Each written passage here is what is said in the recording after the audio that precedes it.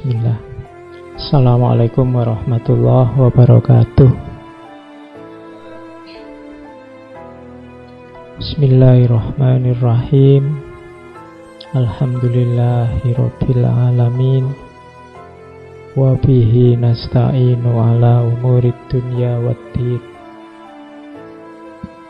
Allahumma sholli wa sallim wa barik ala habibina wa syafi'ina Sayyidina wa maulana Muhammadin wa ala alihi wa ashabihi wa man tabi'ahum bi ihsanin ila yaumiddin. Amma ba'du. Bismillah, kita lanjutkan ngaji kita. Malam hari ini kita ada di sesi terakhir untuk bermuhasabah. Malam hari ini kita bertemu beliau Imam Junaid Al-Baghdadi. Beliau ini satu di antara dua sufi yang dijadikan rujukan dalam tradisi Ahlus Sunnah wal Jamaah, termasuk teman-teman dari NU. Jadi yang diakui kan dua. Yang pertama Imam Ghazali dan yang kedua Imam Junaid Al-Baghdadi. Kalau Imam Ghazali sudah sangat terkenal, banyak dikaji di mana-mana. Cuma untuk beliau ini kelihatannya agak jarang. Kita mungkin ngerti namanya saja. Kitab-kitabnya mungkin juga kita masih belum pernah mengakses. Ya ada satu dua di antara teman-teman yang sudah pernah baca, tapi kemungkinan juga belum. Oke, malam ini kita lihat sebentar ya. Yo yang tertarik silahkan nanti digali beberapa karya atau karya orang tentang beliau juga bisa diakses dengan mudah. Hari ini kan ada Google. Kalian bisa cari, bisa download kitab-kitabnya, bisa mendalami. Yo rata-rata memang masih dalam bahasa Arab, tapi ya enggak apa-apa, belajar.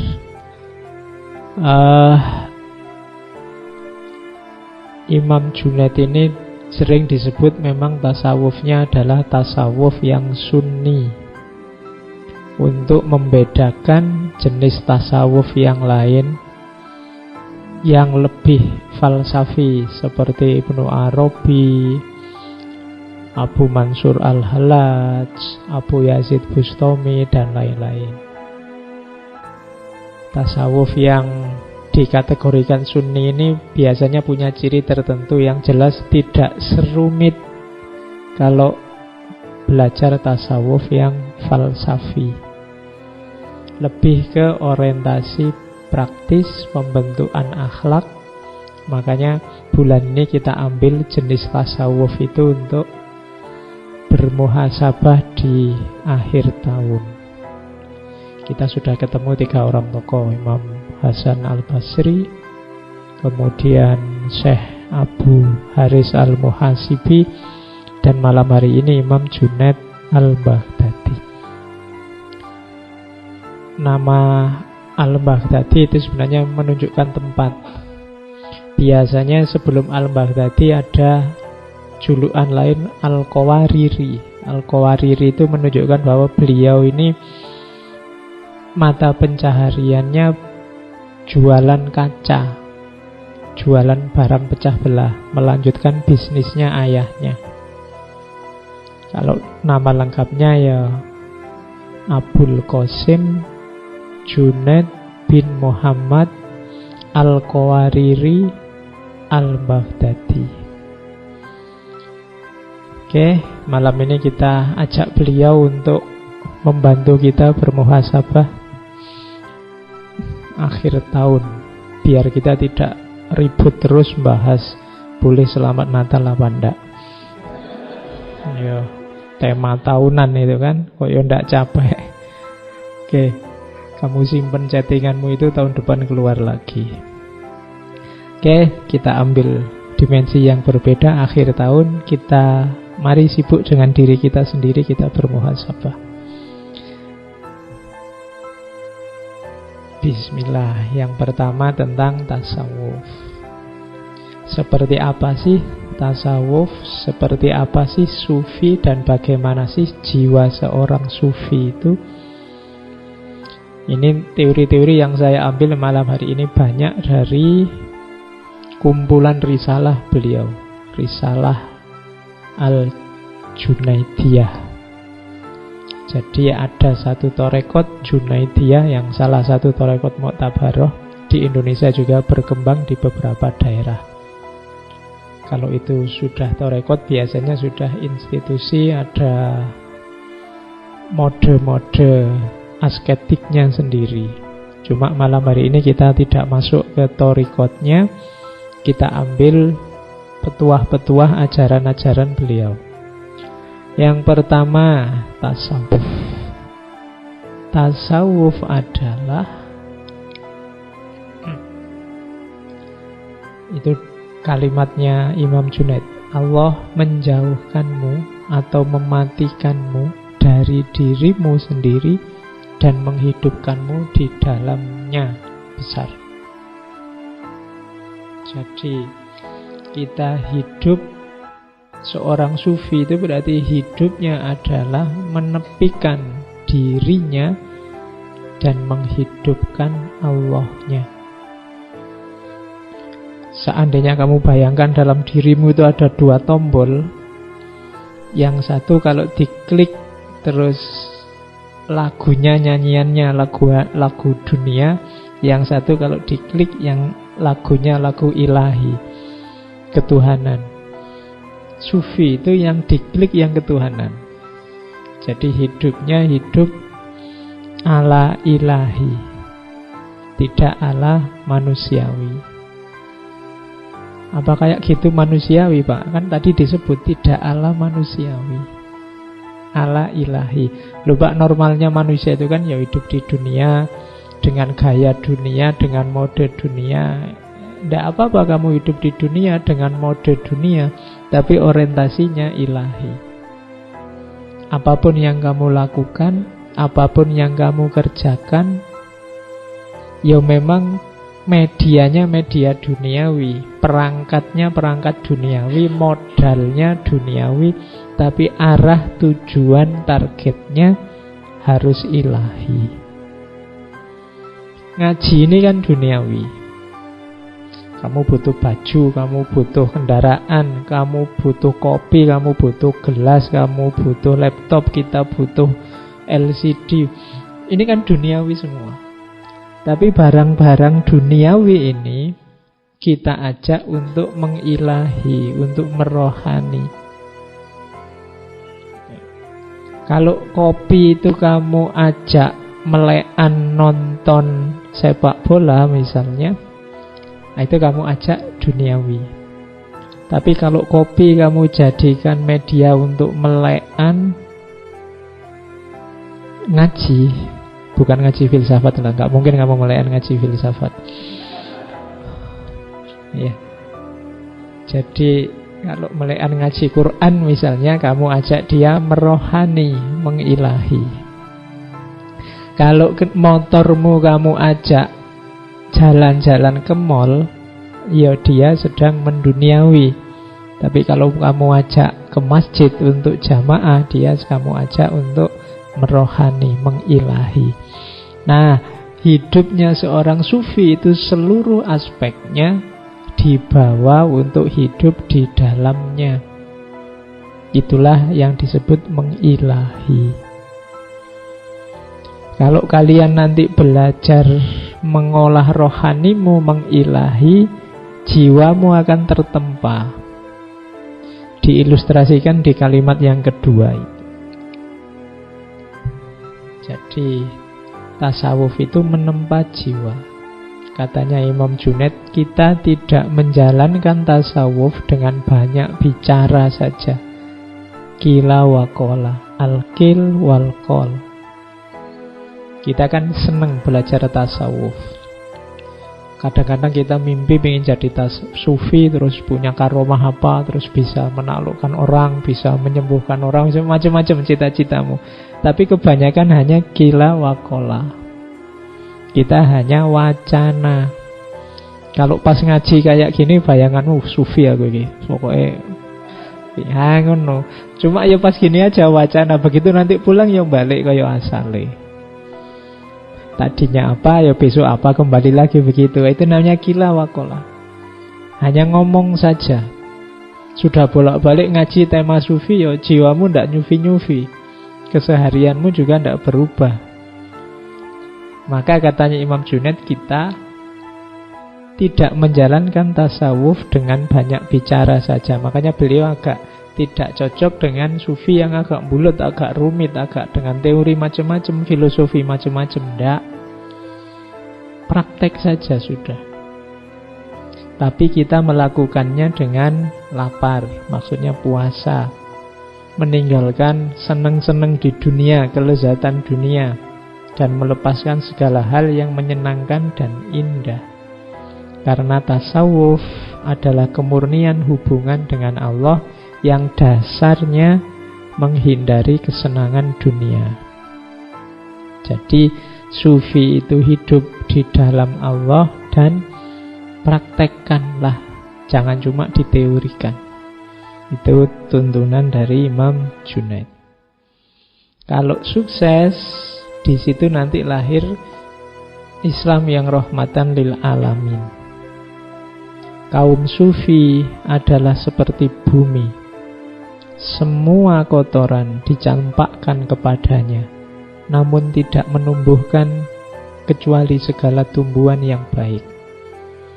Bumi itu kan tempat sampah yang sejati. Kamu buang sampah ya ke bumi, melakukan yang jelek-jelek juga di bumi. Tapi bumi selalu memberikan yang baik-baik. Dia memberi tumbuhan yang baik-baik. Makanan kita sumbernya sebagian besar dari bumi. Jadi karakternya sufi yang pertama, meskipun banyak kotoran diberikan padanya, selalu yang baik-baik diberikan. Kalau ada orang mencaci maki kamu dan kamu balesnya juga caci maki, ya berarti kamu normal, bukan sufi.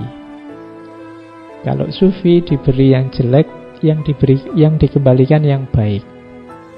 Simbolnya bumi. Simbol bumi yang lain berarti apa? Diinjak orang soleh maupun orang munafik, dia tetap stabil. Sebagaimana mendung, dia juga memayungi segala yang ada. Seperti air hujan, dia mengairi segala sesuatu. Jadi jiwanya sufi itu stabil. Diinjak orang soleh ya biasa, diinjak orang munafik juga ya biasa. Bumi itu kan tidak pilih-pilih. Kan tidak mungkin orang munafik menginjak terus buminya tidak mau diinjak, kan tidak. Ya tetap silahkan siapa yang butuh menginjak. Kayak mendung juga begitu. Mendung itu kan dia menaungi siapapun, kan dia tidak pilih-pilih. Air juga begitu, hujan kan juga begitu. Hujan itu ya semua dikasih air, dikasih hujan. Tidak kok, wah orang kafir itu tidak usah lah, terus pas orangnya ini tidak kena hujan, kan tidak. Semuanya juga kena. Jadi itu yang disebut rahmatan lil alamin. Jadi dia jadi rahmat bagi siapapun, tidak pilih-pilih. Nah, kalau kalian nyampe level ini, jiwamu jiwa sufi sudah. Jadi analoginya, simbolnya bumi. Diberi kotoran bermacam-macam, balasannya yang baik-baik.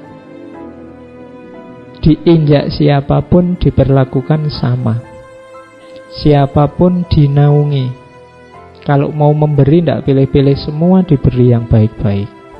Itu simbolnya bumi. Yang ketiga, jika engkau melihat seorang sufi menaruh kepedulian kepada penampilan lahiriahnya, maka ketahuilah wujud batinnya rusak. Kalau dua yang atas paragraf itu menunjukkan jiwa sufi, Hati-hati, yang ketiga ini jiwa bukan sufi. Orang yang sibuk dengan penampilan lahiriah. Jadi orang yang sibuk dengan hal-hal yang duniawi, yang kelihatan. Kalau sudah sibuknya itu, berarti batinnya rusak. Apa ndak boleh Pak pakai baju yang bagus, pakai baju yang pantas, yang sopan? Boleh, tapi jangan sibuk di situ. Kalau yang kamu pedulikan, kamu sibukkan hanya itu, itu ciri-ciri batinnya sudah rusak. Jadi jiwa sufi itu berarti apa? Selalu menaungi, membantu siapapun, memberi yang baik pada siapapun, dan tidak sibuk dengan hal-hal lahiriah, atribut-atribut duniawi. Kalau kalian punya kualifikasi ini, berarti jiwamu jiwa sufi. Terus kenapa banyak orang suka pada Imam Junaid dan tidak terlalu kontroversial sebagaimana sufi-sufi yang lain? Karena dalam Imam Junaid ada mempertemukan syariat dan hakikat. Jadi batin ya, tapi tidak batin saja, karena batin itu punya jembatan lahir. Katanya Imam Junaid, ilmu kami diukur dengan Al-Quran dan Sunnah. Siapa yang tidak hafal Al-Quran, tidak menulis hadis, dan tidak belajar fikih, tidak boleh ikut. Ini syaratnya kalau ada orang ingin melamar jadi muridnya Imam Junaid. Jadi selalu katanya Imam Junaid, ilmu kita ini ukurannya Quran dan Sunnah. Maka yang mau jadi muridku harus hafal Al-Quran, pernah nulis hadis, berarti dia belajar hadisnya dalam, kemudian ngerti fikih, baru tasawuf. Kalau Quran tidak ngerti, Sunnah tidak ngerti, fikih tidak paham, jangan belajar sufi dulu. Nah itu maunya Imam Junaid. Imam Junaid ini juga faqih, dia kepala qadhi pada zamannya. Jadi syaratnya saya tidak tahu kalau kalian ngelamar diterima apa enggak. Abot, hafal Quran, ngerti hadis, ngerti fikih, baru boleh ikut jadi muridnya. Dan muridnya banyak. Imam Junaid itu muridnya banyak. Meskipun beliau ini tidak terlalu suka ceramah, tidak terlalu suka khutbah. Banyak orang minta Imam Junaid itu khutbah di awal-awal beliau jadi sufi, tapi tidak ada satupun yang diterima. Termasuk gurunya, guru dan juga pamannya, Syekh Syarri As-Sakoti. Syekh Syarri bolak-balik minta, tidak dituruti. Pokoknya dia tidak mau khutbah. Sampai satu ketika, di satu malam, Imam Junaid bermimpi ketemu Rasulullah. Terus Rasulullah merintah, Junaid khutbahlah. Paginya beliau bangun, kemudian ingin keluar rumah. Begitu buka pintu, di depan gurunya sudah ada, Imam Syarri. Junaid, mimpi apa tadi malam? Ya guru, disuruh khutbah. Ya, sudah saatnya kamu khutbah. Jadi mau khutbah aja nunggu diperintah oleh Rasulullah. Ya, karena memang berat. Dan di antara alasannya kenapa beliau tidak mau khutbah, karena masih ada gurunya. Masih ada Imam Syarri As-Sakoti, masih ada banyak sufi besar yang lain yang terhitung masih gurunya. Dan selama gurunya masih ada, beliau merasa tidak pantas untuk khutbah. Oke, itu di antara tabiatnya Imam Junaid. Nah, di dalam tradisi tasawuf beliau dikenal ya syariat, ya hakikat. Tidak boleh syariat saja. Jadi beliau kadang-kadang mengkritik sejumlah sufi yang sering membuat kontroversi, termasuk muridnya. Abu Mansur Al-Hallaj. Al-Hallaj itu muridnya Junaid. Kenapa beliau mengkritik para sufi yang kontroversi itu? Bukan karena anti sama ajarannya, tapi menurut Imam Junaid kontroversi satohat yang kontroversial itu hanya bikin rumit, hanya melahirkan polemik, kadang-kadang terus ditunggangi penguasa. Orang awam itu levelnya tidak sama dengan para sufi, katanya Imam Junaid. Kalau diberi hal-hal yang kontroversi mesti rame terus gegeran. Nah, kalau sudah penguasa masuk, ini bisa dipolitisir, entah yang pro, entah yang kontra. Maka katanya Imam Junaid, sebaiknya para sufi tidak memproduksi gagasan-gagasan yang kontroversial, yang hanya nambah masalah saja. Oke, ini yang membuat nanti tasawufnya Imam Junaid banyak disukai, karena beliau tidak meninggalkan syariat. Ada cerita, jadi ada seorang muridnya yang menyatakan, ngutip dari sufi yang lain, bahwa orang itu kalau sudah sampai level makrifat bisa melakukan apapun termasuk meninggalkan kewajiban. Mungkin kalian pernah dengar ya, ada kalau sufi itu wis tidak wajib sholat. Kalau levelnya sudah, makomnya sudah makrifat, itu yang kewajiban-kewajiban itu sudah saatnya ditinggalkan, sudah tidak level.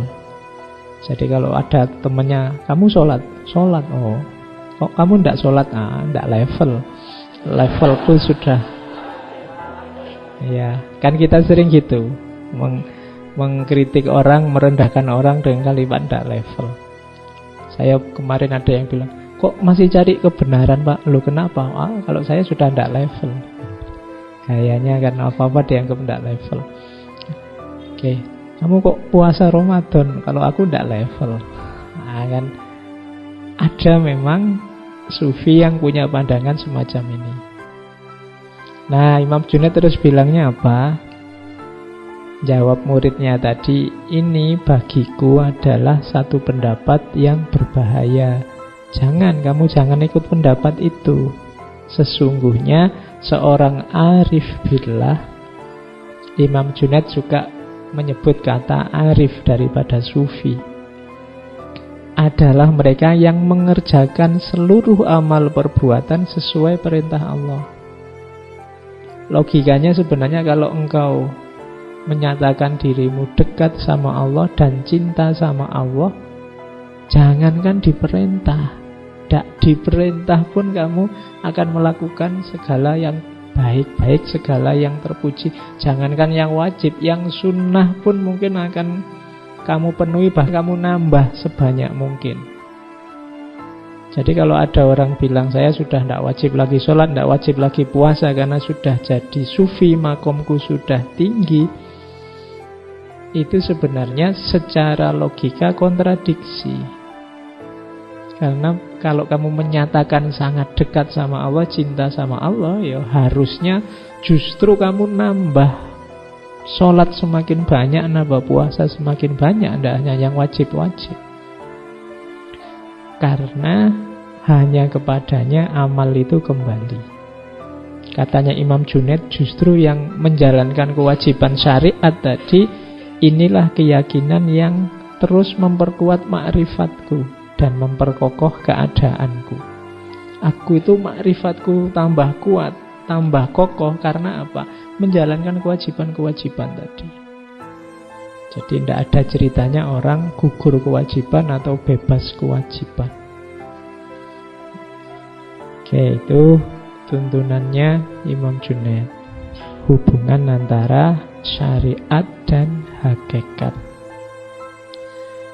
Nah, nanti di dalam Rosail ada 8 karakter sufi yang ini meneladani para nabi.